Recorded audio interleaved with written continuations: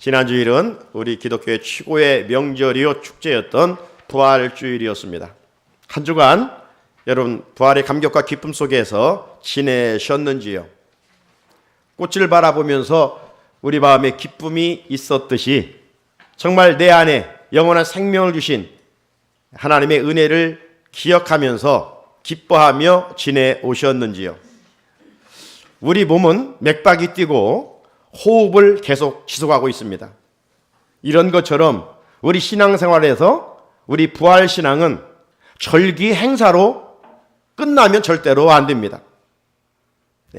끝까지 붙들어야 할 것이 부활신앙이고 또 내 맥박처럼 내 호흡처럼 우리 신앙생활 속에서 지속해야 할 일이 바로 부활신앙입니다. 하지만 기억할 것은 예수님의 부활이 있기 전에는 예수님의 십자가의 고난과 죽음이 있었음을 잊어서는 안 됩니다. 즉 부활의 기쁨과 감격을 누릴 수 있는 사람은 누구일까?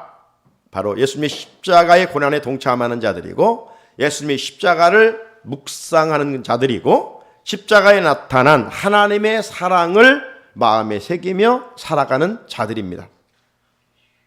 왜? 주님의 십자가의 고난 없는 부활은 있을 수 없기 때문입니다. 아무튼 우리의 능력이 되는 십자가를 삶의 자리에서 늘 믿음으로 바라보시기를 바라고 동시에 소망이 되는 주님의 부활을 내 부활로 믿고 살아야 될 줄로 믿습니다. 이 믿음이 생명력 넘치는 우리 신앙생활을 이어갈 수 있는 것이죠. 함께 선포해 볼까요? 예수님의 십자가와 부활은 우리의 능력이요 소망입니다. 아멘. 네. 우리가 지난주에는 부활주일이었기 때문에 부활주일 메시지를 전하였고 우리는 계속해서 사도행전 말씀을 오늘도 이어갑니다. 자, 오늘 본문전에 성령 충만한 베드로가 유대인들을 향해서 또 절기를 지키러 온 유대인들을 향해서 또 예루살렘에 살고 있는 사람들을 위해서 설교를 했습니다. 그 설교 내용의 핵심이 무엇이었습니까? 다른 것이 아니라 정말 이 절기에 어쩌면 그렇게 똑같이 맞게 떨어지는지 설교의 핵심 메시지는 예수님께서 사망에 매여 있을 수 없었다. 살아나셨다. 이 말씀이었습니다. 지난 주일 우리는 부활주일을 지켰습니다. 언급했습니다마는 부활주일은 단순히 한 번 지키고 끝날 일이 아닙니다. 예수님의 부활의 역사적 사건을 다시 한번 기념하고 부활신앙을 새롭게 회복하기 위한 것입니다. 우리들이 뭐든 옷을 입어도 새 옷이 계속 지속되지 않잖아요. 닳아져요. 헌 옷이 돼요. 자, 때가 묻어요. 그러면 세탁을 통해서 또 깨끗하게 옷을 입습니다. 저도 이제 이 하얀 가운 세탁하니까 아주 깨끗해요. 이런 것처럼 이 부활신앙도 절기 지키고 끝나면 시간이 흐를수록 희미해져요. 그래서 우리는 늘 부활이 능력이라고 소망이라고 외치고 있습니다마는 이런 부활신앙을 통해서 부활주의를 통해서 희미해진 우리의 신앙을 또 더 확실하게 짙게 점검하면서 지나는 시간들이죠. 새롭게 하는 겁니다. 예수님의 일생의 모든 사건들은 어느 날 갑자기 일어난 사건이 하나도 없어요. 탄생부터 그분의 다시 오실 재림까지 이미 구약의 말씀 속에 다 예언되어 있어요. 그렇다면 부활도 애유가 아니겠지요. 예수님께서 사망 권세를 이기시고 부활하실 것을 구약 성경에 많이 예언되어 있어요. 그리고 예언 가운데 예수님은 부활하셔서 그 예언을 성취하셨어요. 쉽게 한 가지만 말씀을 드리면 요나의 물고기 사건이 단순히 물고기에 들어갔다 나와 살아났다는 이야기가 아니라 그것은 장차 오실 메시아에 대한 그림자입니다. 요나가 물고기 뱃속에 갇혔다가 3일 만에 살아났던 것처럼 예수님은 사망 권세를 이기시고 3일 만에 살아나실 것에 대한 실체의 모습인 것이죠. 이처럼 예수님의 부활이 구약 성경에 많이 예언되어 있고 그 예언이 성취되었습니다. 그렇기 때문에 예수님의 부활은 히스토리컬 팩트, 역사적 사건이에요. 역사적 사건. 그러므로 역사적 팩트이기 때문에 부정할 수가 없는 거예요. 여러분, 요즘 그 핫한 영화 한 편이 있었는데요. 그 영화의 제목은 김덕영 감독이 만든 100분의 건국전쟁 영화라는 영화입니다. 이 영화의 주인공은 우리나라 초대 대통령 이승만에 대한 그런 이야기입니다. 감독은 지난 3년 동안 이 역사적 자료를 찾고 찾아서 이 다큐멘터리식 영화를 아내와 단둘이 만들었답니다. 개봉이 됐는데 놀랍게도 전체 영화 순위 2위를 할 만큼 많은 사람들이 이 영화를 관람하였습니다. 감독도 자신도 너무 놀랐다는 고백이에요. 시상 자신은 믿음도 없고 직업상 주일 성수도 잘 하지를 못하지만 그의 어머니는 40년 동안 새벽 기도를 빠지지 않고 다니셨다라고 이야기를 합니다. 학창 시절에 어머니가 그 새벽 기도에 가서 그냥 맹신하는 것처럼 신앙생활을 하는 그 모습이 싫었다는 겁니다. 그래서 학창 시절 불평도 많았다는 것이죠. 하지만 지금 돌이켜보면 어머니의 기도의 열매요. 이번 영화가 이렇게 좋은 결과를 낼 수 있었던 것은 하나님의 은혜였다라고 간증합니다. 이 김덕영 감독이 대학 다닐 때는 이승만에 대한 이야기를 부정적으로만 많이 들었기 때문에 자신도 이승만 대통령에 대해서 그렇게 썩 좋지 않은 감정을 가지고 있었다고 합니다. 그러던 어느 날 이 광화문 거리를 지나면서 데모하는 사람들 모습 속에서 초대 대통령 이승만에 대해서 부정적인 팻말을 들고 있는 모습을 바라보면서 도대체 이승만 대통령이 우리나라 초대 대통령인데 어떤 사람일까? 자기 가슴에도 생각에도 부정적으로만 생각되었던 대통령인데 도대체 한 나라의 건국 대통령이라면 하면서 책을 찾아서 연구를 했다는 것이죠. 무려 3년 동안. 그러면서 3년 전부터 이승만 대통령을 연구하면서 이분이 보통 인물이 아니구나. 대단한 인물이구나. 이걸 깨닫고 영화를 만들기로 작정했다는 것이죠. 여러분, 한 인간이 어찌 과거가 없고 어찌 허물이 없겠습니까? 하지만 오늘날 자유민주주의의 대한민국을 존재하게 한 것은 바로 초대 대통령 이승만 덕분이었다는 것을 그가 깨달았다는 것이죠. 이것은 자기의 어떤 감정적인 것, 어떤 생각이나 자기 사상이 아니라 3년 동안 연구한 역사 자료를 통해서 증명한 결과였고 그 바탕으로 영화를 만들었다라고 하는 간증을 제가 들었습니다. 사랑하는 성도 여러분, 역사적 사실, 역사적 팩트는 그 누구도 부정할 수가 없어요. 오늘 우리는 예수님의 부활을 어떻게 믿습니까? 말씀을 통해서 성령의 내적 조명을 통해서 예수님의 십자가도 믿고 예수님의 부활도 믿습니다. 하지만 오늘 지금 설교하고 있는 베드로는 단순히 성령의 역사로 예수의 부활을 믿는 것이 아니라 그가 생전에 예수님의 부활을 경험하였기 때문입니다. 두 눈으로 확실하게 봤어요. 예수님 부활하셔서 한순간 하늘로 승천하시지 않았습니다. 세상에 40일간 계셨습니다. 막달라 마리아를 비롯해서 많은 사람들을 그룹으로 만나주시고 소grup으로 만나주시고 특별히 사랑하는 제자들을 찾아가 만나주셨지요. 제자들은 다 도망가 버렸어요. 로마 군병들에게 붙잡혀 죽을까봐 다 도망가 버렸어요. 베드로를 중심으로 어부 출신들도 저 남쪽에서 북쪽 갈릴리로 다 도망가 버렸어요.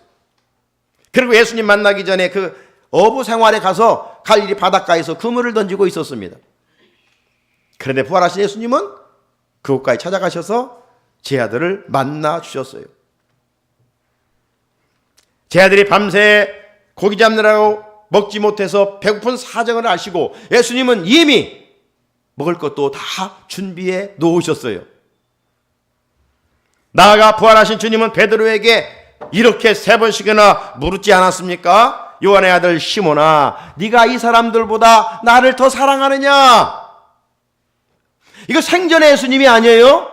부활하신 예수님이 도망가버린 베드로를 찾아가서 3번씩이나 물은 질문이에요. 네가 이 사람들보다 나를 사랑하느냐? 사랑하면 어떤 일까지 할 수 있느냐? 예수님은 베드로에게 마지막 이렇게까지 이야기합니다. 요한복음 21장 18절, 내가 진실로 진실로 네게 이르노니 네가 젊어서는 스스로 띠띠고 원하는 곳으로 다녔거니와 늙어서는 네 팔을 벌리리니 남이 네게 띠띠우고 원하지 아니하는 곳으로 데려가리라. 이 말씀은 무슨 말씀입니까? 베드로가 앞으로 예수님을 위해서 고난을 당하고 마침내 어떻게 순교당할 것인가까지 말씀하신 거예요. 그래서 베드로는 네로 황제 때 붙잡혀서 예수님이 십자가에 달려 돌아가셨는데 내가 감히 어찌 예수님처럼 죽을 수 있느냐 하고 십자가에 거꾸로 매달려서 순교를 했습니다. 자, 오늘 본문에서 베드로는 설교를 통해서 유대인들이 가장 존중히 여기는 한 사람을 등장시키고 있습니다. 그 사람이 누구입니까? 다윗 왕입니다. 베드로는 다윗 왕에게 담대하게 말할 것이 있다고 선포합니다. 오늘 본문 그것이 무엇입니까? 29절입니다. 형제들아, 내가 조상 다윗에 대하여 담대히 말할 수 있노니 다윗이 죽어 장사되어 그 묘가 오늘까지 우리 중에 있도다. 지금 베드로가 확실하게 이야기할 수 있는 것이 있다는 겁니다. 담대하게 이야기할 수 있는 것이 있는데 우리가 그토록 존중했던 다윗 왕이 죽어서 그 묘가 우리 가운데 있다라는 거예요. 여러분, 다윗은 이새의 아들로 태어나서 어릴 시절 목동을 하게 되었죠. 그리고 하나님의 은혜로 그는 이스라엘 통일왕국 2대 왕이 되었습니다. 여러분, 다윗 왕 때 가장 넓은 영토를 확장했어요. 단에서 부엘세바까지. 그렇기 때문에 오늘날 이스라엘의 국기는 다윗별이 하나 그려져 있고 이 아래로 선이 2줄씩 그어져 있습니다. 이것은 지금도 이스라엘 백성들이 다윗 때의 부귀영화를 누리고자 하는 욕심이 거기에 이제 있는 것이죠. 그래서 가장 넓은 영토를 확보하자, 다윗 때의 전성기를 회복하자. 그래서 지금도 이스라엘의 국기에는 다윗별이 그려져 있습니다. 이만큼 이스라엘 백성들은요, 다윗 왕을 존중히 여기고 신앙적으로는 아브라함을 존중히 여기죠. 왜냐하면 아브라함과 다윗의 자손 계보를 통해서 예수가 오셨기 때문에 이만큼 강조하고 있는 것을 보아서도 신앙적으로는 아브라함을 존중하고 정치적으로는 다윗을 존중합니다. 하지만 그 다윗도 죽어서 무덤 하나 남겼다는 거예요. 지금도 세계 수많은 성지 순례객들은 3000년 전에 죽은 그림이 지나갔는데 이 다윗 왕의 묘를 찾아가 추모합니다. 저도 성지 순례 때 우리 성지 순례 단원들과 함께 같이 다윗의 묘를 찾아가 본 적이 있습니다. 여러분, 요즘 우리나라의 이 장례 문화는 대부분 이제 화장이지요. 하지만 이전까지는 매장 문화였습니다. 세상 영혼일수록 죽으면 어떻게 됩니까? 무덤을 잘 만들어 꾸며 놓습니다.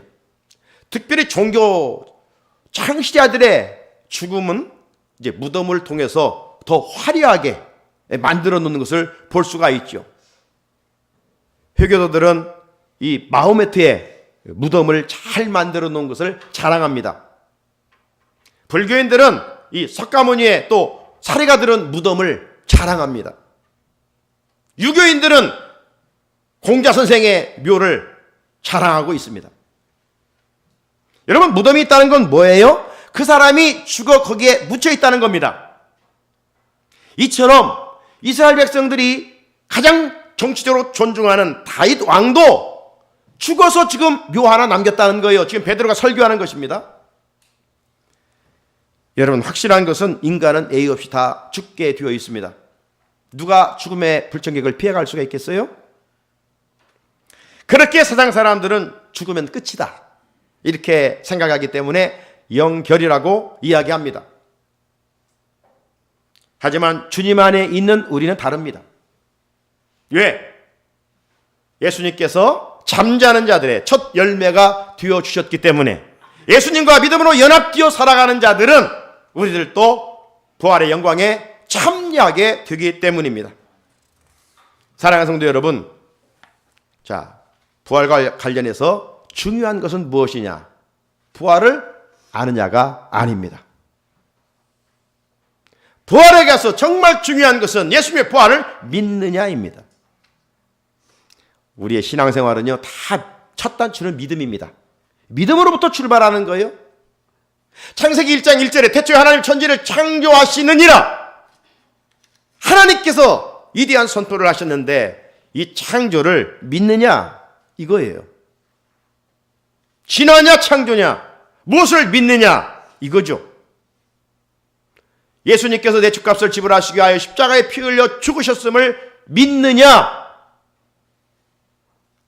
그리고 사망 권세를 이기시고 3일 만에 부활하신 예수를 믿느냐, 이 믿음이 중요한 거예요. 여러분, 구원은요, 울어도 못하고 힘써도 못하고 참아도 못합니다. 구원이 없습니다. 그래서 우리는 찬송가 544장에서 어떻게 찬송합니까? 믿으면 살겠네, 주 예수만 믿어서 그네를 힘입고 오직 주께 나가면 영원 삶을 얻네. 저 1절이 잘못됐어요. 4절이요, 4절. 믿어야 살겠네, 믿어야 살겠네. 할렐루야. 믿어야 하는 거예요, 믿어야. 베드로는 설교를 통해서 다윗은 죽어 무덤 하나 남겼지만 다윗의 후손으로 오신 예수 그리스도는 한 사람을, 다윗 자손 중에서 한 사람을 위에 앉게 할 것이라고 지금 말하고 있어요. 이 예언은 이미 하나님께서 다윗의 입을 통해서 말씀하셨다는 거예요. 31절, 미리 본고로 그리스도의 부활을 말하되 그가 음부에 버림이 되지 않고 그의 육신이 썩음을 당하지 아니하시리라 하더니, 하나님께서 예수님이 오시기 전 1000년 전에, 다윗은 예수님보다 1000년 전에 먼저 온 사람 아니에요? 그런데 성령을 통해서 미리 다윗이 예수님의 부활을 봤다는 겁니다.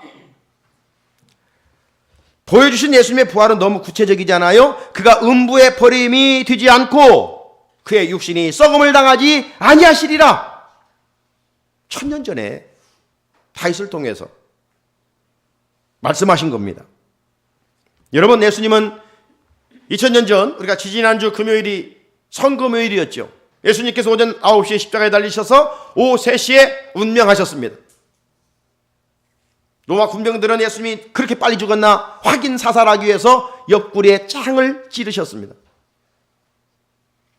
자, 죽음을 확인하자 아리마대 부자 요셉이 예수님의 시신을 장사 지내죠. 여러분, 예수님의 사건은 그 어떤 것도 우연적으로 일어난 사건이 없다고 그랬죠. 예수님이 죽어서 누구의 무덤에 묻힐 것인가, 이것까지도 구약은 다 예언되어 있어요. 이사야 53장 9절입니다.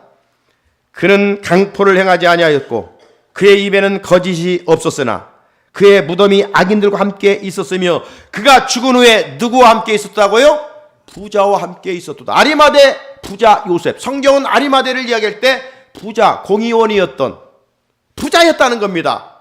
예수님이 죽으면 당신은 뭐 땅 한 평 가지고 있지 않으니까 아리마다의 사람 부자 요셉에 의해서 장사 지내게 될 것까지도, 이렇게 구약은 예언되어 있어요. 다윗의 예언처럼 그의 후손으로 오신 예수 그리스도는 음부에 버림이 되지 않고 그의 육신이 썩음을 당하지 아니하시리라. 예언은 적중되었던 것이죠. 자, 중요한 것은 오늘 베드로가 유대인들을 향해 설교하고 있는데, 그러면 누가 이 일을 했느냐? 이거 누가 이 일을 했느냐? 누가 이 일을 했다고요? 하나님이 하셨다는 거예요. 하나님이 하셨다. 32절입니다. 같이 한번 읽어볼까요? 32절 시작. 이 예수를 하나님이 살리신지라 우리가 다 이 일의 증인이로다. 아멘. 예수님이 하나님이 살리셨고 베드로 또 다른 제자들 그리고 여자들 이들은 부활하신 예수님을 직접 만났어요. 직접 만났기 때문에 베드로는 지금 이 일에 우리가 다 증인이다. 우리 예수님의 부활을 보았다. 나 혼자만 본 것이 아니다. 500의 형제 가운데도 많은 사람들에게 예수님의 부활을 보여주셨다.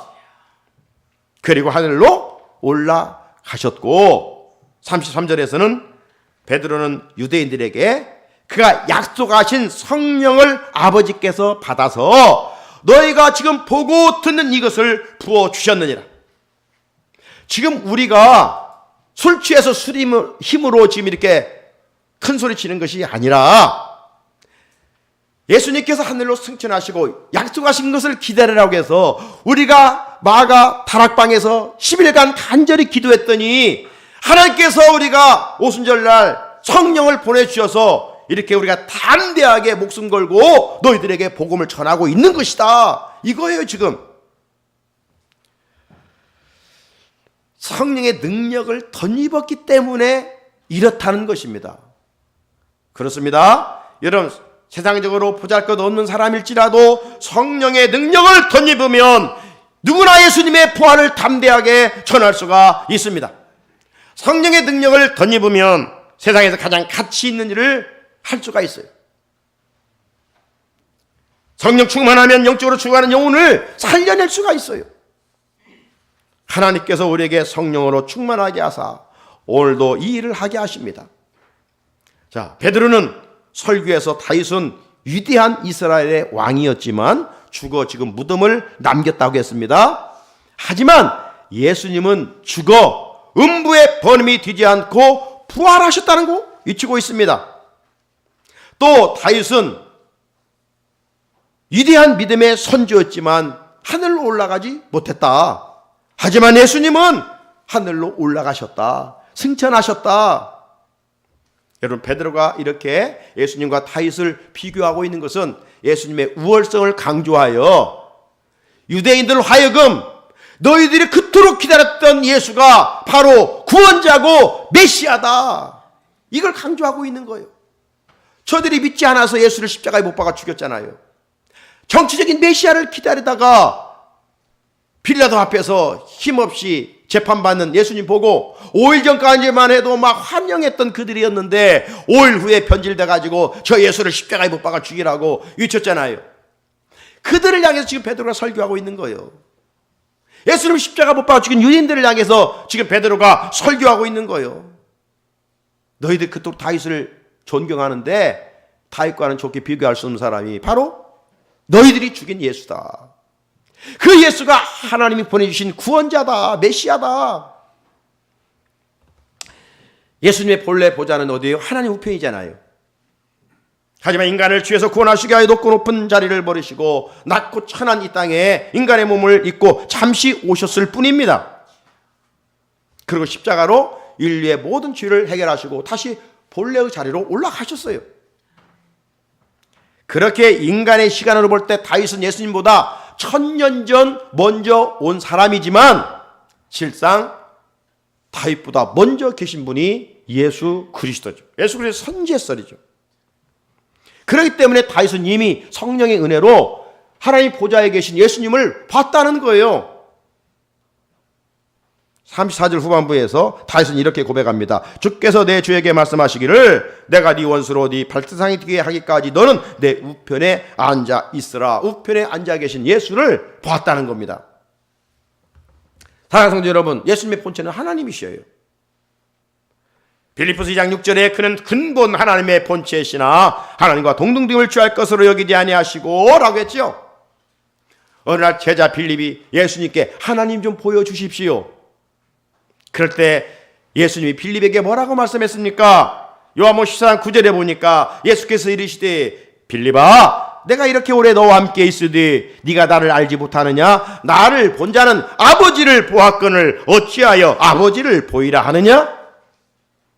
예수님의 본래의 모습은 하나님이시. 그렇기 때문에 인류의 구원자가 되시지, 인간의 혈통을 입고 태어났다면 어찌 소경이 소경을 구원할 수가 있겠습니까?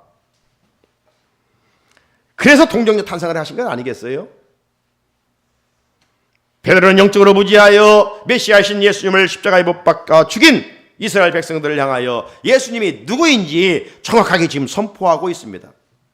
그 선포는 예수님을 바로 알아 회개하고 구원받기를 바라는 간절한 마음 때문이었습니다. 36절입니다.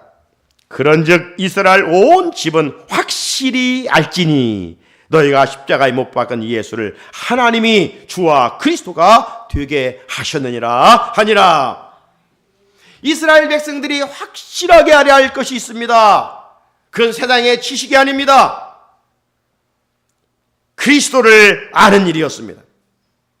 여러분, 호세아 시대 때 이스라엘 백성들이 멸망한 원인이 뭡니까? 하나님을 바로 알지 못했기 때문이라고 이야기합니다. 그래서 호세아 선지자는 힘주어서 이스라엘 백성들을 향해서 이렇게 호세아 6장 3절에 외쳤습니다. 그러므로 우리가 여호와를 알자. 힘써 여호와를 알자. 그의 나타나시면 새벽빛같이 없나니 비와 같이 땅을 적시는 늦은 비와 같이 우리에게 임하시리라 하니라. 여러분, 여호와를 바로 알 때 하나님께서 새벽빛을 비춰주시고 우리가 여호와를 바로 알고 믿을 때 메마른 땅에 이른 비와 늦은 비를 내리신 것 같이 철따라 우리에게 은혜의 단비를 내려주신다라고 약속하셨습니다. 여러분, 베드로는 설교를 통해 예수님이 누구라고 그러면 선포합니까? 우리가 예수님이 어떤 분임을 알아야 되고 그분이 어떤 분임을 믿어야 됩니까? 36절에서 너희가 십자가에 못 박은 예수를 하나님이 주와 그리스도가 되게 하셨느니라. 베드로는 두 가지를 선포하고 있습니다. 첫째는 주라고 선포해서 주란 말은 큐리오스란 말인데 원래 이 큐리오스라는 단어는 황제들에게만 붙여진 칭호입니다. 로마 황제들을 향해서만 오로지 큐리오스라고 한 거예요. 그런데 이 칭호를 이제 예수에게 큐리오스라 이렇게 칭하는 것이죠. 그러므로 예수님을 주라 고백하는 것은 이제 예수님이 만왕의 왕이심을 고백하는 것입니다. 만주의 주가 되심을 믿는다는 고백입니다. 그렇다면 나는 그분의 종이라는 고백이죠. 종은 오직 주인을 위해 존재합니다. 그래서 바울은 서신을 쓸 때마다 자기를 소개할 때 항상 이야기하는 것은 뭡니까? 한 곳만 보면 로마서 1장 1절에 예수 그리스도의 종 바울은 이렇게 자신을 들로스 종으로 표현하고 있어요. 그런데 우리는 예수님을 주로 고백하면서도 예수님을 주로 애우하지를 않습니다. 내가 주가 되고 주는 내 종이 됩니다. 그래서 내가 주인에게 명령해서 하나님 이거 해 주십시오. 참된 믿음이 아니라 가짜 믿음으로 주님을 이용하는 우리의 모습이 있습니다. 우리는 이런 죄를 하나님 앞에서 회개하고 정말 주님을 주로 인정한다면, 그분을 왕으로 인정한다면 그에 걸맞는 대접을 하며 순종하며 지내야 하지 않겠습니까? 종은 오직 주인만 높이고 사는 거예요. 종은 주인 앞에 아무것도 아닙니다. 종은 백날 일해도 주인 앞에 무익할 뿐입니다. 이게 종이에요. 나는 종이지만 주님은 누구예요? 주예요. 주. 내 인생의 주예요. 이런 자가 천국을 보장받는 거예요. 예수님이 누구십니까? 예수님에 대해서 공생의 사역은 다 모를지라도 예수님은 내 주인이십니다. 이거 고백해야 돼요. 또 하나 그리스도입니다. 바울은 그리스도라고 선포했어요. 그리스도란 말은 어노인팅, 기름 부음을 받다. 구약시대 때는 왕, 제사장, 선지자 이 세 사람만 기름 부음을 받았어요. 예수님이 그리스도가 됐다는 말은 예수님에게는 이 왕, 선지자, 제사장의 3권을 다 가지고 계시는 분이라는 거예요. 다른 말로 말하면 그리스도는 기름 부은 자요, 메시아요, 구원자라는 말입니다. 따라서 우리가 주님을 그리스도라고 고백하는 것은 다른 게 아니에요. 예수님만이 오직 나를 구원하실 수 있는 유일한 구원자이심을 믿는 겁니다. 그래서 베드로의 신앙 고백이 왜 위대합니까? 마태복음 16장 16절에 주는 그리스도시요, 주는 그리스도시요, 살아계신 하나님의 아들이십니다. 이 고백을 했기 때문에 천국 열쇠까지 주잖아요.